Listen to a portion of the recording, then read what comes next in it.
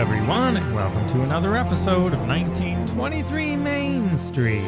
Home of the Disney Travel Podcast with the latest Disney travel news. We are your hosts. I am Mike Bellabraddock. And I'm Amelia Bellabraddock. And today, more breaking news about the future of Disney's expansions. Yes, it's been a very interesting couple of weeks. And in the last episode, if you listened, episode 195, we discussed the potential future developments for the new Disneyland park. And as if right on cue, Bob Iger and Disney executives shared a little more this week about the company's future park investments, not only Disneyland and Disney World, but around the globe. And sort of in their trademark style, they said a whole bunch of stuff and they didn't really say much at all when it comes to details. Shocker. Yeah, so here's what we know and what it might mean for you. So, the Disney company is working on plans to increase the timing and investments in, parks, experiences, and products globally. So, they're planning on nearly doubling the spending over the next 10 years to about $60 billion. Yeah, and that includes the both. Figure. Yeah, that's both the American parks and parks around the globe, and even Disney Cruise Line. And they didn't mention DVC. I was not to mention DVC. But then they did. So Bob Iger and Josh D'Amaro, who are the, key executives involved, obviously CEO, and D'Amaro is the Parks Experiences and Products Chairman, they met with Wall Street analysts. So that's when they were going over all this information. And they talked about how there's even more Disney stories to come to life, which is true, but it's not unlike Destination D23. The presentation was a lot of talking with, little detail. Yeah. So, yeah, of course they plan to fuel their growth with their stories. I mean, that would make sense. And they said they're going to focus on ones that haven't had a big presence so far in the parks, which also makes sense. I mean, you're not going to do well, I guess you could do a second Star Wars land. But that's not the plan. So we know that, Frozen-themed lands are coming to Hong Kong Disneyland, Walt Disney Studios Park in Paris, and Tokyo Disney Resort, and that a Zootopia-themed land is coming to Shanghai Disney. But Disney has very specifically stated that it will explore more characters and franchises, including some that they've never done before. Yeah, here's what Josh D'Amaro said exactly. Here's his quote.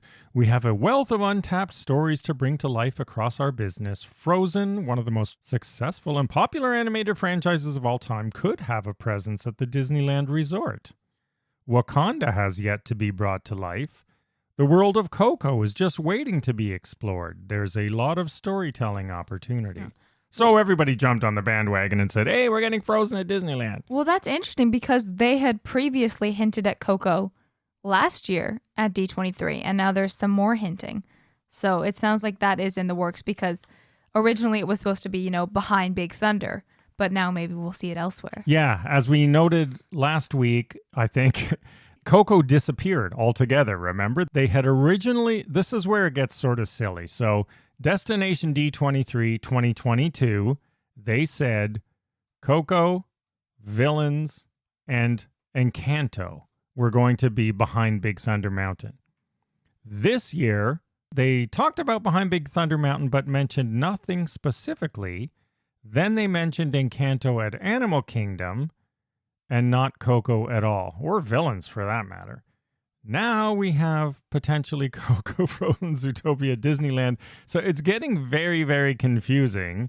And it leads to the question, I have to say right now before we go further, there was this huge disclaimer that came along with this news release that basically said, hey, this is all just sort of speculation.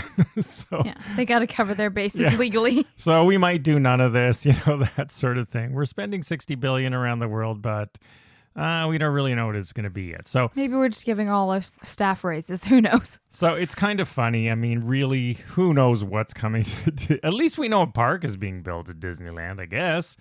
And then there was sort of a shot at Universal. Well, we can't confirm, but Josh D'Amaro did explicitly state, we stand alone when it comes to scale, and while our scale is impressive, we have no shortage of space or regions in the world in which to tell stories. So Disney Parks has over 1,000 acres of land with possible future development to expand theme park space across existing sites. So that's the equivalent of about 7 new Disneyland parks. Yeah, and that's around the globe. So lots to do. But it did strike me as, we stand alone. Well, who's standing next to you a distant second, I guess, because there's really no global universal. I mean, they sort of fight on the turf in the U.S., but they certainly don't have a global footprint. So, yeah, he's trying to make a point. They have 1,000 acres of land to do. So then they got into some stuff, which this is what I think is the most interesting. And if you're listening and you're a Disney traveler, might concern you if it's not addressed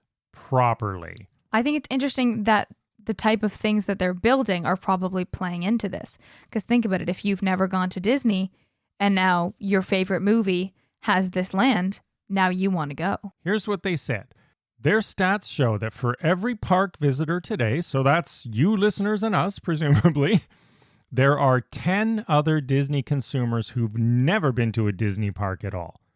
So their whole strategy is to get those other 10 people to start visiting Disney parks. Yeah. And that equals how many people? 700 million.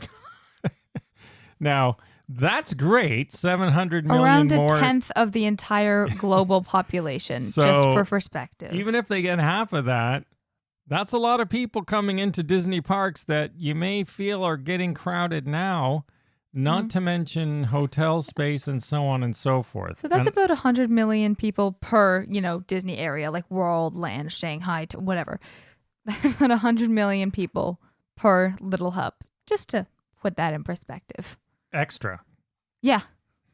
Additional 100 million people. So they've already got a bunch. If you're a Disney executive, this is awesome, right? This sounds great. You want those people who've never been to a park to start going to parks, but if you're like us or other Disney travelers, it could become a real nightmare because it's hard to navigate parks sometimes already when they're so overcrowded. So how they do this is really critical. And I mean, building new parks, obviously, not only is it good, like you said, to get people in, but also to spread out the crowds. So they did say, ultimately, what's most important to us is the relationship we have with every guest. Well, that relationship could turn sour. The relationship you have with every guest and their bank account. Yeah, if you don't manage the flow. So Josh Tomorrow said guests can spend a day with us at the parks, a week on a cruise, or the rest of their lives with us through Disney Vacation Club, or till your contract ends. What an exciting future that will be. So really, it's great. Obviously, great news, building new stuff. We all want that.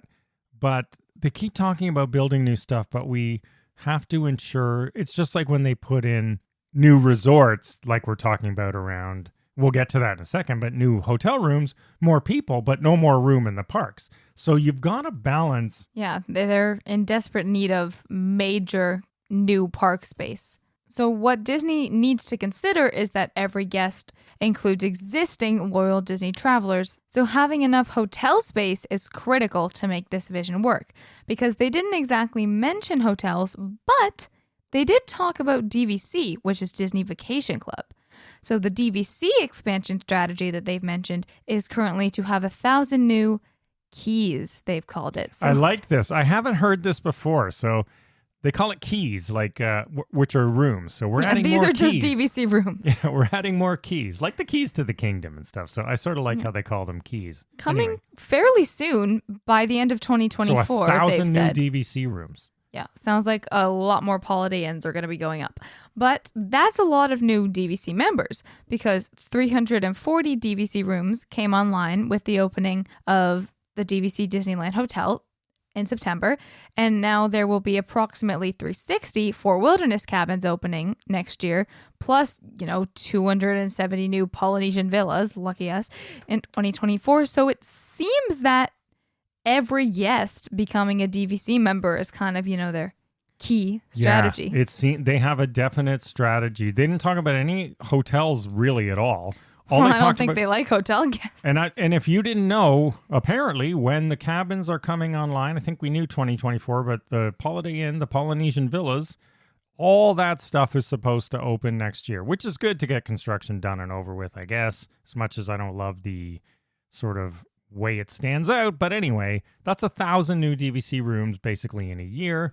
That's 1,000 more DVC members. I'm so confused as to their plan. Well, their plan definitely is they want every Disney guest want to be bigger a DVC and better. member. You know, it's almost like Disney is becoming, the whole of Disney travel is becoming DVC. Well, they would love that. I mean, it's not, but that's...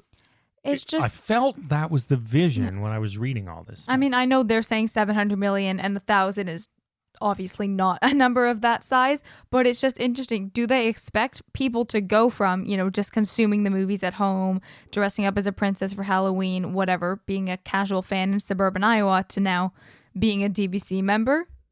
Is that the jump that they expect people to take? Well, I think they want to work it step by step. So, at the end of the day, we're dissecting this as we do on this show because that's why you listen. But also, really, you can just step back and say, forget about all this stuff. I'm just looking forward to having a new park to go to. And maybe that's the easiest way to look at this.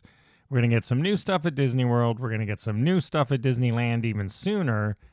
And then we're hoping they manage all of the other things in lockstep, not even to mention bringing in that new, 700 million new people.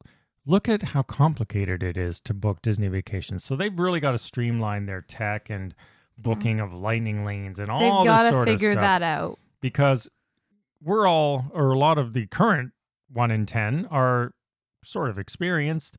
Now you want to bring in 10 times that number, and it's going to be a little overwhelming. So lots of work to do for the executives. Love that they have a vision. Don't love that it's a little foggy every time they talk about it, but eventually something will become set in stone when they start building, I guess. And we'll, of course, report on it then. But, at least there seems to be continuing talk about all this new building, which is a good thing in a way. Well, I'm just hoping this will motivate them to make some new stories, because eventually they're going to have to make new stories if they keep wanting to build and build on. They can't build the same land everywhere if all they make is sequels. So yeah, I hope they mix it up. And for years and years, this is motivating Disney. People have been complaining that Disney has not been doing anything new in their parks and resorts. So it sounds like a real growth spurt is on the horizon. Yeah, and those people were me. So good job, Disney. All right, there you go. The saga continues about what will happen where, even though there's just stuff happening. We'll see as it all plays out. Next week we'll tell you that we had a personal interview with Bob Iger, and he told us all the plans. Yeah. I don't think that even if we ever did, he still wouldn't tell us the plans. Because I don't even think he knows fully. Maybe they're not set in stone. We'll find out. All right, everyone. Thanks for listening and thanks for joining us. As always, follow along on social media at 1923 Main Street. We'll see you again next week with more news, maybe more park news. Who knows? And have a magical day. Bye-bye.